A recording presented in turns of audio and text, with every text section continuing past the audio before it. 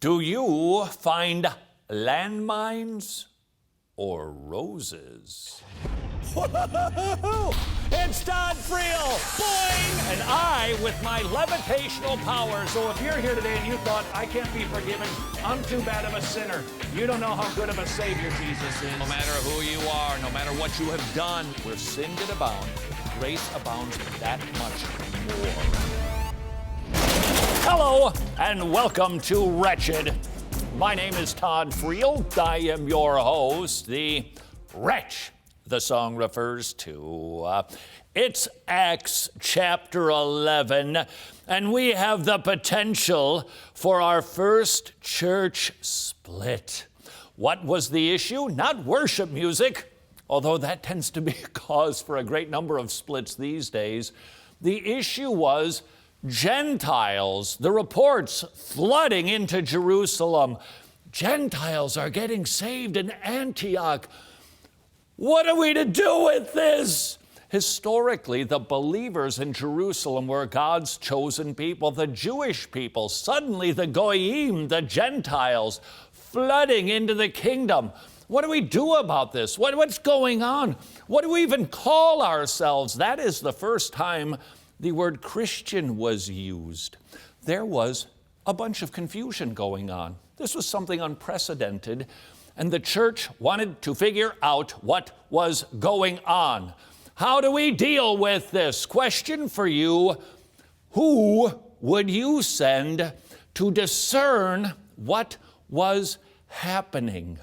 That was the question that was asked by Michael Leaks in a very provocative column about the issue of discernment, that it seems these days we have a great deal of people who call themselves discernment experts, but they're cynical, they're pugnacious, and they're kind of snarky with everything, and everything has that edge as if you're watching a political talk show, and it seems to dominate the discernment landscape. I have to admit, I kind of agree with Michael. So, have you figured out who would you send to discern what was happening? Would you have sent the person that the church did send to figure it out? They sent the son of encouragement. They sent Barnabas. They sent a man who could find a rose in a field of landmines versus the guy who finds a landmine in a field of roses. Which one are you? Which type of discernment ministry do you like to digest? Do you like the ones that view things positively? When they find a landmine, they call it out, but overall they're looking for the good like a nobody's business? Or are you more drawn to the cynical, pugnacious type of discernment ministry? Somehow, these rather nasty sort of discernment ministries have humongous followings. They form circular firing squads, shooting away. You did anything. You said something wrong. You didn't use the right conjunction. That's not how you pronounce the Greek word. Heretic! They find a landmine in a field of roses. Now, you might be thinking, I'm going to suggest we should only always be looking for a rose, even a field of landmines. I think the analogy kind of breaks down right there, because there are too many issues, there's too many subjects, there's too many contentious battles that are being fought that I think require a little bit more flexibility, that maybe require us to sometimes go in with guns blazing, but that should not be the perpetual.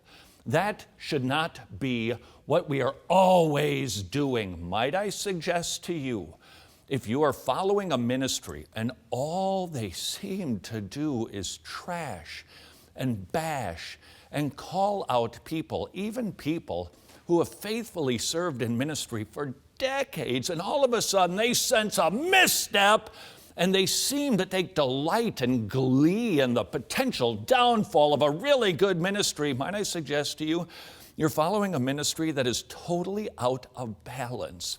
Hold on, I did not say we just tiptoe through the tulips. Oh, it's all good. Let's never judge. Let's never call names. No, I talk about that subject. I wrote a book on that subject called Judge Not. We are to judge. We are to discern. We are to point out the false. We are to name names. But that doesn't mean that we do it all the time like this. That is not the posture of the Barnabas-like discerner. Our trajectory should be to hope all things, trust all things, believe all things. So even when I hear something that could be pretty awful sounding, and remember, there's different issues that we're talking about here, my immediate response isn't, aha! To the gallows with you. No, it's, something's got to be wrong here. I must have misunderstood. Maybe the guy was just in the dentist chair and the medication hasn't worn off. There's got to be an explanation for this. I am hopeful. No, it doesn't mean that we become namby-pamby and we never discern anything. I'm not suggesting that for a second. But what I am suggesting is, as we enter into these issues, even when it appears it's really, really bleak, I still am hopeful. I want this guy to be maybe confused, maybe uneducated. Maybe there's an explanation for this. Maybe I don't know the whole story. Maybe there's more to this than what meets the eye. Maybe there's more to it than what I read in a Christian Post article. How do you discern? What discernment ministries do you follow? How does the Christian rightly find the balance so that we can be good Barnabas-like discerners? Next on Wretched.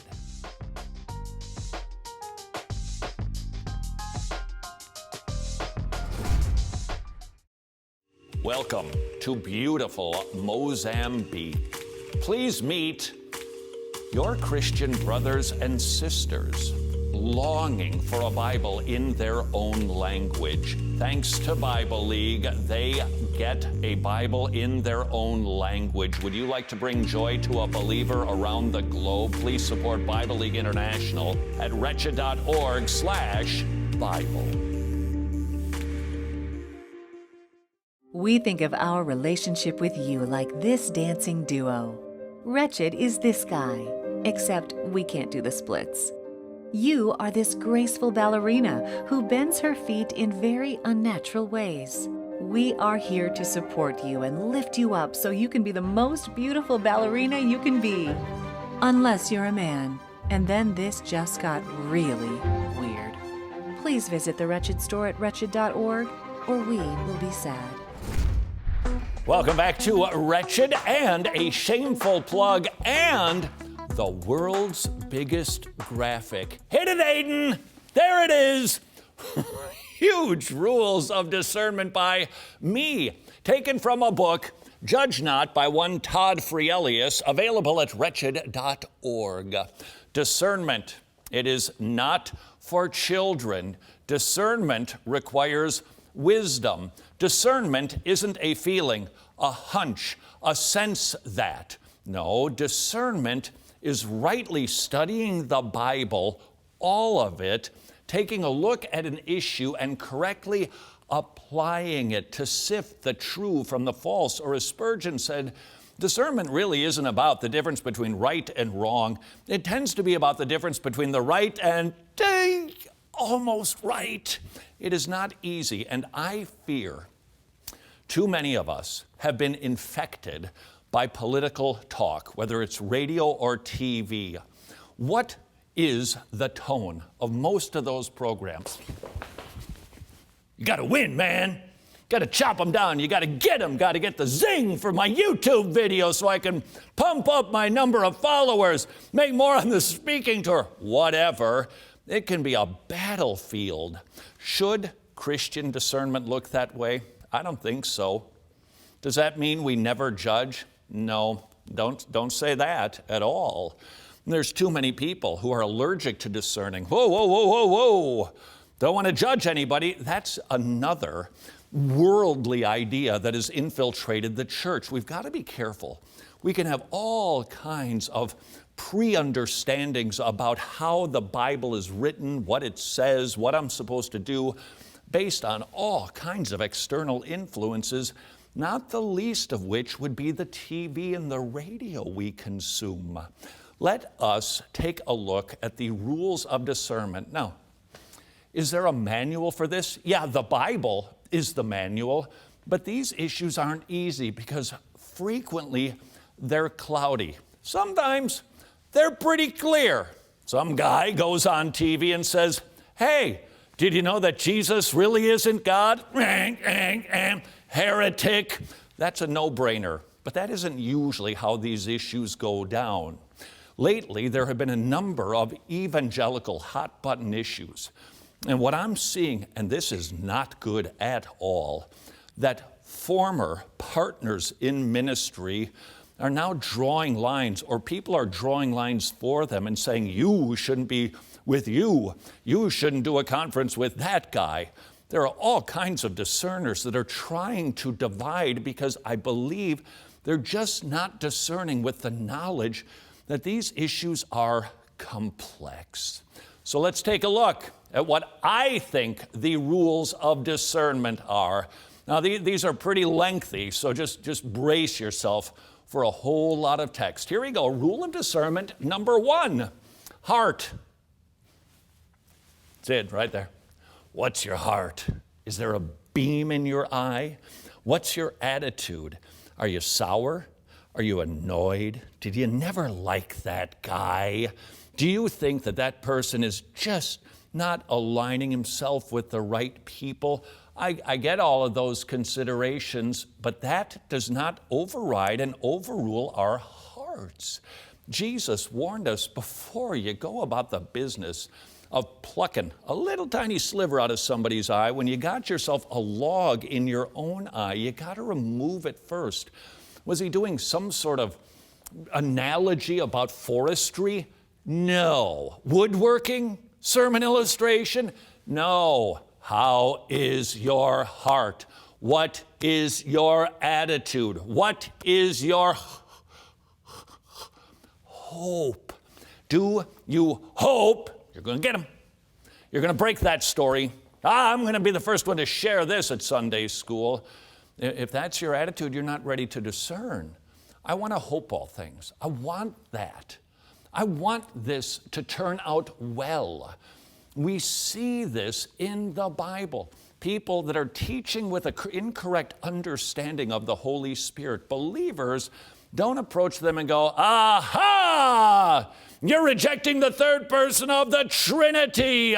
They didn't even know there was a third person of the Trinity. So what did they do? They explained it to them. These people went, oh, didn't know. We'll fix that straight away. Off they went. They could have been approached with just some nasty articles. See, told you about this guy not understanding the Holy Spirit. He's a heretic. No, these people were hopeful. They were Barnabas-like. They wanted it to turn out well. Is that my natural inclination? I'll confess it's not. And that's why I have to override it and put the brakes on discernment until my heart is ready. Because if it isn't, I shouldn't. Rule number 2. Who are we talking about here? Who is the person in question? Who is the man or the woman that appears to have said or done something a little bit wonky?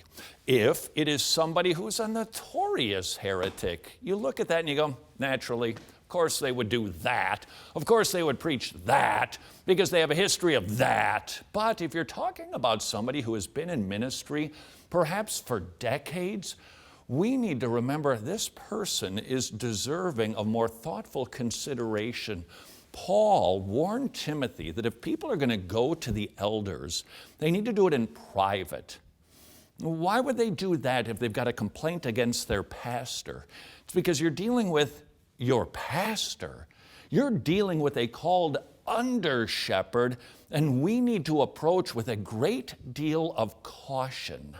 To my shock, I have seen not just one, but multiple discernment ministries taking shots at men who have been in ministry. I mean, leading seminaries, denominations, faithfully preaching the Word of God for decades. And all of a sudden, regarding the very complicated issue of social justice, they don't know what they're talking about. Look at that. They're contributing to all the social justice confusion. Bang, bang, bang, bang, bang. Whoa. Who are we talking about here? Kind of struggle with saying they've earned some respect, but they've earned some respect, haven't they? I mean, they've got something of a bank. Can't we draw on that and maybe approach it and go, okay, I'm just not understanding everything here because that guy has been faithful for so long. Discernment rule number 3, issue. What's the issue that we're talking about here? What is the subject? Are we talking about an essential doctrine? Are we talking about Christology? Are we talking about pneumatology? Are we talking about theology proper? Are we talking about bibliology and soteriology? Okay, we're really wanting to make sure that we don't miss anything. There's no shading on this because it's an essential issue. However, there are so many issues, and these days, the one that I think is twisting a lot of evangelicals up and causing a lot of people who shouldn't be fighting to put on the gloves is the issue of social justice. We've talked about it before. I remember we had kind of a chalkboard show here. There's a scale and there's a span of different beliefs on the issue, and we've never been confronted with this before. And people are encouraging us to go to war with anybody who doesn't agree exactly like you do on every single issue of social justice. Time out. What is the issue? It's secondary. I am pretty convinced decades ago when Presbyterians and believers' baptism people started to deal with the issue. Do we sprinkle children to get them into the covenant, or do we rightly baptize through immersion believers? I'll bet there was a lot of this going on. Hey, they want to sprinkle babies. That's what the Reformation was about, man. It was Well, we've worked those things out, and we now understand we can have fellowship with one another even when we disagree on a secondary issue. Let us remember the rules of discernment, my heart, who we are talking about, and what is the issue. There are more rules of discernment next on Wretched.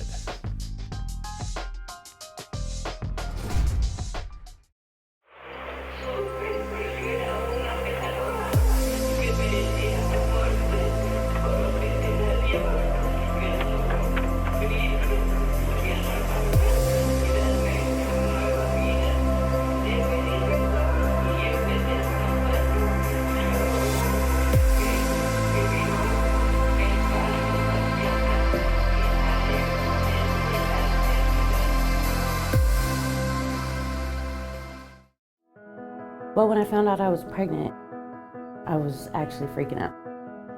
I was going to get an abortion. Being able to have an ultrasound, it's really exciting because then you can actually see that your baby is there. If you had any doubt of anything before, when you see the ultrasound, you know, it makes it real.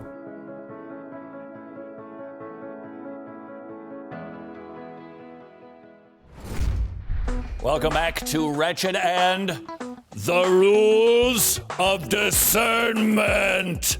By me, from Judge Not, available at wretched.org. Let's get to them, shall we? Rule number 4, knowledge. What do I know about all of the details of the person or the teaching in question? Was I there? Am I a member of that church? Did I even attend that conference? Did I just read a short article? Did I maybe just read a tweet? How much knowledge do I have of this situation? How much have I studied this particular subject? That's why discernment is not for children. It is for the mature and the maturing to take the Bible, assess the situation, and rightly apply that knowledge.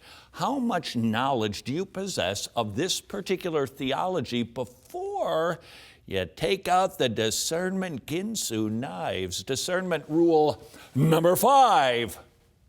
Public. Is this story public? What do I mean by that? Are we talking about a local church issue here? Are we just talking about something that maybe you heard about from a friend who attends a church in Missoula, and you think, oh, I got to talk about this? If the issue has not been made public, I don't think it is the Christian's job to spread the news. Usually, these stories that get jumped on really quick, a lot more details come out. That would be rule number 4, the knowledge issue, how much time has passed. And what is the knowledge and the backstory to all of this? If we jump the gun, we're probably going to get it wrong, and we're going to serve as the catalyst for gossip. How public is it? Is it common knowledge? There have been times on Wretched when we have talked about a pastor who has taken a fall. Why? Everybody knew about it. All the Christian hot spots and blogs and articles, places. I don't want to get all technical with my technology lingo here, but everybody knew about it. There have been some guys that have taken a tumble, been disqualified from ministry, and we didn't. And some people went, well, why didn't you? And the answer is, it's just not public, and it's not our job to make it so. A rule of discernment number 6. Contribution. Do you have anything good, Dad? Anything helpful? Or are you going to be like a typical news station that just cycles the same thing over and over, the same video footage, the same commentary, the same talking heads, just a slightly different nuance to it, but otherwise, blah, blah, blah about the same thing? Good discerners don't blah, blah, blah. They look at an issue, and if it's past the aforementioned sniff tests, and I think I can add something, okay, but if you don't, then don't. Rule number 7, certainty. You sure about that? You sure about your sources? I've been burned by that before. Looks like a responsible organization. Oh, it's a mock site, and I talked about it. How certain are you that the information that you possess is accurate? If you don't know for sure, and our final rule of discernment by me, shades of gray. This one is a little bit tricky. We need to remember, history happens in time. Everything doesn't happen like that. If you recall, in the early church, the battles over soteriology, Christology, Trinitarian theology, it would take centuries for those decades, for those issues to be worked out on an individual subject, really from the year, give or take 325, into the 500s. We had like 5 major councils, 5 to deal with issues. It took a long time to get this stuff figured out. Not today. It's got to be quick. It's got to be snappy. If I don't get this information out, if I don't get this thing, we got to slow down. And we got to remember that sometimes these stories happen in time, don't they all? And I maybe am just seeing the beginning of it. And there's going to be a middle part. And there's going to be an ending to this. And I don't want to talk like this when I'm right here. I feel like a mime right now. I don't want to be jumping the gun. I need to remember some of these things just need to play out. Furthermore, there are going to be different Christians that come up with different conclusions than you. And we don't want to go to war against them because maybe they've got a different amount of knowledge, more or less. They've studied the subject more or less. They haven't been paying attention more or less. And we might just have some different shadings on some of these. When it's an essential, when it's from somebody who's a known heretic, just boom, jump, just go, because you know what that person is up to. But when we are dealing with somebody who is a professed believer, who is orthodox, sometimes we need to give these things time. Sometimes we need to remember that there are different shades of the subject that perhaps, just perhaps, if we recognize that, will keep us from unnecessarily going to war against one another. Surprise, next on Wretched. And yet another bleak Eastern European village, poverty, alcoholism, unemployment, and very little joy. Yet there is hope. The Tomorrow Club's bringing the gospel to children in poor Eastern European villages. Over 1,000 of them are sponsored by Wretches. And to you, these kids would say, thank you! Please sponsor a club at tomorrowclubs.org/wretched. Thanks to you, over 200,000 copies of this gospel literature, What Time is Purple, and other intriguing questions on the road trip to truth are being distributed as we speak. We're on our way to 250,000, on our way to 1,000,000. Would you like to give away the gospel? You can do that. We will not charge you for these. You have to pay for shipping, but hey, you gotta use gas to get to the store to pick something up, and they don't give you something for free. We'd like to give these to you up to 20. Visit wretched.org/purple. Just think about how many of these you could give away, and we will give them to you thanks to our gospel partners. We're very grateful for your support. Wretched.org/purple. Welcome back to a Wretched surprise, a very short clip. I don't know what it is, but apparently it lends itself to a really lame sermon illustration.